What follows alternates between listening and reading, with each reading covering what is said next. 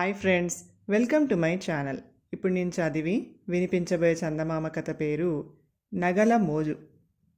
రాజమ్మకు నగల మీద మోజు ఎక్కువ. ఆమె తన ఒంటి నిండా నగలు దిగవేసుకునేది.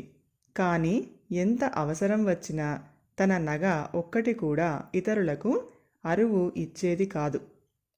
రాజమ్మ అన్నగారైన సుబ్బయ్య కూతురి పెళ్ళి వచ్చింది. సుబ్బయ్య పెద్ద భూస్వామి, ధనవంతుడును. రాజమ్మ పెళ్ళికి వెళ్ళింది. ముహూర్తం దగ్గర పడుతూ ఉండగా సుబ్బయ్య రాజమ్మను చాటుకు పిలిచి, చెల్లమ్మ, నీ వల్ల చిన్న ఉపకారం కావాలి.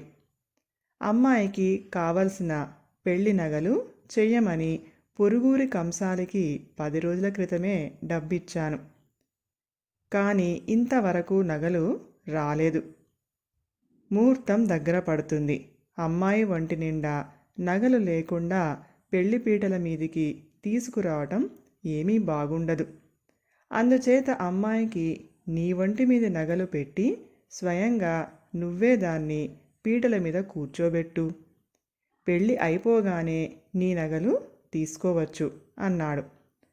అలా చెయ్యటానికి రాజమ్మ మనసు ఒప్పక, అన్నయ్య, నా ఒంటి మీది నగలు బంగారువి అయితే పోని, నువ్వన్నట్టు అమ్మాయికి అలంకరించడానికి నాకేం అభ్యంతరం. కానీ నావి అన్నీ గిల్టు నగలు. ఆ సంగతి నీకు తెలిసినట్టు లేదు. పెళ్లి కూతుర్ని గిల్టు నగలతో అలంకరించటం అశుభం అంటారు కదా అని తెలివిగా అబద్ధం చెప్పి తప్పించుకుంది. సుబ్బయ్య రాజమ్మ మాట నిజమని నమ్మాడు. కానీ అతను మరో పద్ధతి ఆలోచించే లోపల కంసాలి వచ్చి నగలు అందచేశాడు.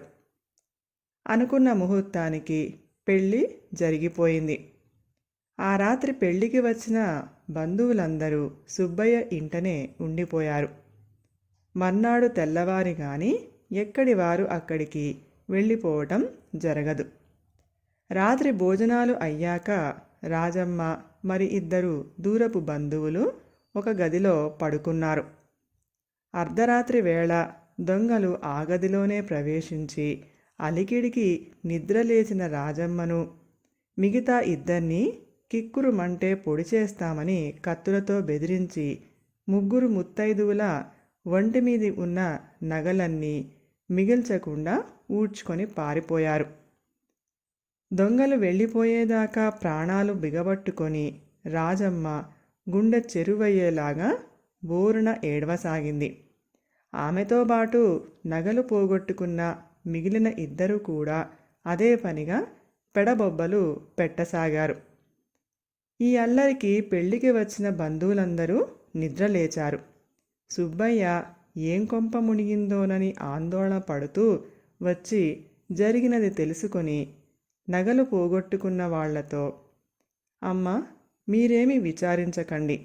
నా ఇంట పోగొట్టుకున్న సొత్తుకు పూచి నాది.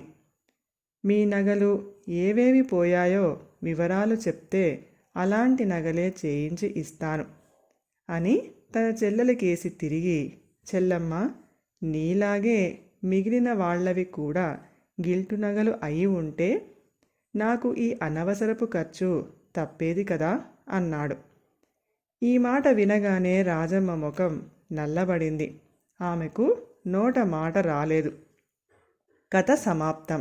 ఈ కథ కనుక మీకు నచ్చినట్లయితే ప్లీజ్ లైక్ చేయండి, షేర్ చేయండి. మరిన్ని మంచి మంచి కథల కోసం మా ఛానల్ని సబ్స్క్రైబ్ చేసుకోండి. Thank you.